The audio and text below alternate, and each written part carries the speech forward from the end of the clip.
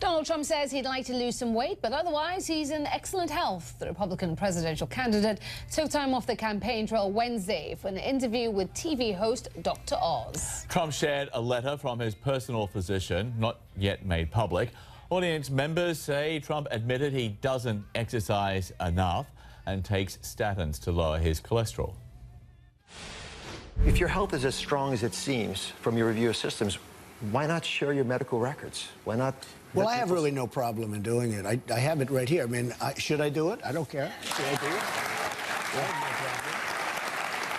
Yeah, it's two letters. One is the report, and the other is from Lenox Hill Hospital. May I see them? Saying, yeah, sure. So these are the report. This is from. Those were all the tests that were just done last week.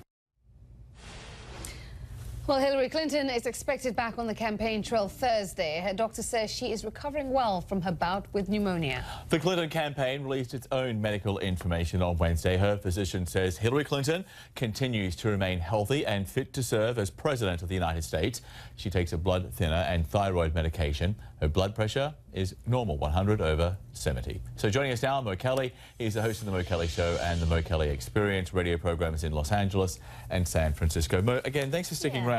Thank you. Yeah, this whole thing with Donald Trump, would he release the records? Would he not release it? First of all, he was going to do it. Then there was a statement, no, he wouldn't. And then he just conveniently sort of, oh, what should I do to the audience? Yeah, it's all just kind of theatre. Oh, it's great political theatre. It's political theatre, but you have the other side of the campaign, Hillary Clinton campaign, say what you will about Clinton. At least they seem to be taking this seriously, and it's a serious issue. Donald Trump is taking it as seriously as we require of him to take it seriously. Right. He's doing it like a TV show. This is the latest episode where he'll give you a cliffhanger. Will he release his medical issues or his records or his taxes? Dun, dun, dun. And we keep on waiting with bated breath, and then we're taken into the next episode, and he keeps pulling us along. And while this is happening, no one's talking about policy. Yeah. Absolutely. Yeah. And in this medium of it being theatre, you know, so he says, oh, you know, all I need to do is lose weight. You know, we've seen these pictures of him with the KFC and with the McDonald's. And you imagine that will become a reality show in and of itself, you know, Donald Trump, the biggest loser. I mean, all of it, you know, all of it, you know, all of it just becomes like this, the theatre of the absurd.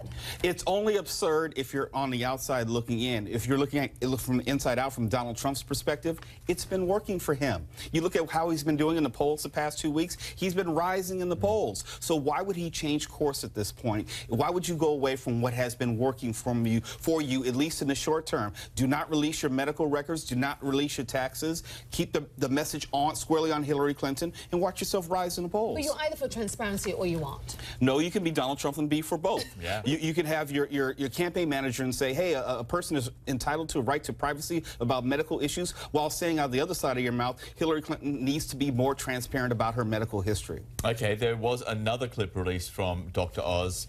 We'll have to wait, you know, for Thursday here in the United States to watch the whole thing. Can't wait. And this is Donald Trump talking very enthusiastically about his stamina. Let's talk about stamina. You've used that word a lot. You've made it an issue in this campaign. You argue that a president has to have a tremendous amount of stamina. If elected at age 70, you will be the oldest person to ever enter the Oval Office. Why do you think you have the stamina for the job? Yeah, just about the same age as Ronald Reagan, and Hillary's a year behind me. I would say, just based on my life, I mean, I actually, and I don't know if this makes sense, I feel as good today as I did when I was 30. Pretty hard-hitting interview there by Dr. Oz, we've got to say. But the issue of stamina was also brought up by Donald Trump at a campaign rally, this time criticizing Hillary Clinton for her lack of said stamina. It is hot, and it's always hot when I perform because the crowds are so big. These rooms were not designed for this kind of a crowd. I don't know, folks. You think Hillary would be able to stand up here for an hour and do this? I don't know. I don't think so. I don't think so. Yeah, we both picked up, well, we all picked up on the fact he said when I perform up here, which is an interesting choice of words. But again, we're getting to this issue of the medical health of the person who could be the leader of the United States, leader of the free world, and it's being used as a punchline. Unfortunately, but we know from documented history going back to 1944 with FDR, the picture of health of the leader of the free world is very important because many times the perception of America's health is in alignment with that. Donald Trump is smart to make an issue out of Hillary Clinton. We have been dumb to not hold him accountable for the same standard that he's putting forth for Hillary Clinton. If Hillary Clinton is to be more transparent, for lack of a better word, as far as her health, then we have to make sure that Donald Trump is the same. Yeah, well, it's his lack of transparency, as it were, is not hurting him. We have some polling out, new polling that shows that the race is tightening in certain swing states. Our own John King breaks down the numbers. Two new CNN polls in two of the biggest battleground states in presidential politics, and the one headline, momentum for Donald Trump. First, let's look at Ohio. Among likely voters, a 5-point Trump lead, 46 to 41 over Secretary Clinton. The third-party candidate's getting a combined 10%. What's driving this? Here's one key factor. In recent weeks, we've seen in other battleground states Hillary Clinton on top among college-educated white voters, traditionally Republican voters, but she has been leading in other battleground states, not in Ohio. Trump leading 47% to 38% among white college grads, and look at this, trouncing her among the white working class, white non-college graduates by 30 points there. Watch that as we watch other battleground states coming ahead. One other key point, Hillary Clinton needs to run it up among women. The Republican candidate, as Donald Trump is here in Ohio, generally wins among men. Look at this. Only a 2-point lead for Clinton, 44 to 42% among women. That is a problem for Secretary Clinton in battleground Ohio. Let's move down to Florida now and take 29 electoral votes, the biggest prize of the toss-up states out there on the table. And this one is within the margin of error, so you could call it a statistical tie. But advantage Trump, 47% to 44%. Again, the third-party candidate's getting a combined 7 here. And we see some of the same factors, including this education. Again, in North Carolina and Pennsylvania recently, Clinton has been winning among white college graduates. In Florida, Trump wins by 8 points. And look at this. Wow, 64 to 25 among white non-college graduates. Donald Trump running up the white vote. His movement, his growing support among college graduates, quite significant. One other quick point. If the president is struggling in a state, the Democrat trying to succeed him struggles as well. In both Ohio and Florida, yes, 48% approve of the president, but a majority disapprove of his job performance right now. If the president is underwater, as the pollsters call this, Secretary Clinton struggles.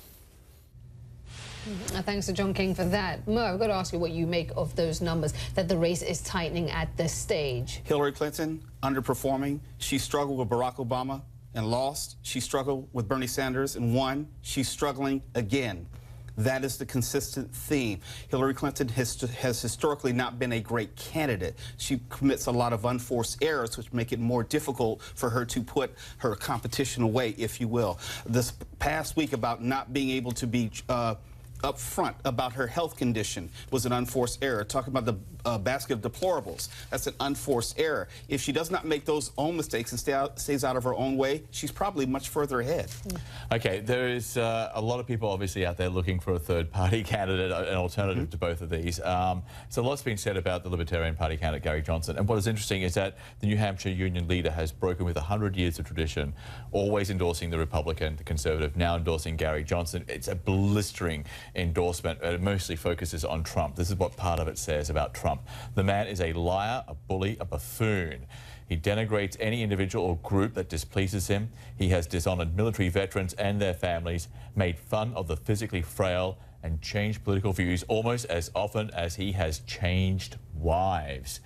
This is tough stuff. But again, your endorsements from newspapers, what are they worth? But on an instance like this, it stands out. It's symbolic and substantive. It's symbolic because we know newspapers don't have the type of standing that they did 30 and 40 years ago. But it's substantive because any type of momentum that Gary Johnson generates, it takes away from the momentum of Donald Trump, because he's going to be pulling away from Republican voters or right-wing, or I'll say just right-of-center voters, the independents that Donald Trump is leading it with right now. So Gary Johnson doing better means that Donald Trump has a smaller pool to pull from. Donald Trump trying to widen that pool with an outreach to African-American voters, as you're well aware. Wednesday, he took a trip to Flint, Michigan as part of that outreach, which provided an awkward moment, let's call it that, when he launched into an attack on Hillary Clinton. Take a look. Hillary failed on the economy, just like she's failed on foreign policy. Everything she touched didn't work out. Nothing. Now Hillary Clinton. Mr. Trump, I invited you here to thank us for what we've done in Flint, okay. not Okay. to give a political speech. Okay, that's good. Then I'm going to go back onto Flint. Okay. Wow. Wow. Yeah. Probably the first person to... just basically bring him into line. Maybe she needs to moderate one of the debates. Perfect idea. So, I mean, how is that outreach going with the African-American community? I think it highlights his level of uncomfortability, for lack of a better word, his not really knowing the community, not knowing how to present oneself in a black church, if you will. There are things that you should do, there are things that you shouldn't do. And he obviously, I don't know who his outreach staff is, don't tell me Omarosa, but someone who actually knows the community, who is well-versed in the community. Exactly. That was a typical misstep of someone who doesn't have any history with African Americans. He looked a little worried at that point. I think he thought well, he should. Yeah, exactly, because he was going to get one. Okay. Mo Kelly, Thank you so much. Always. Thank you.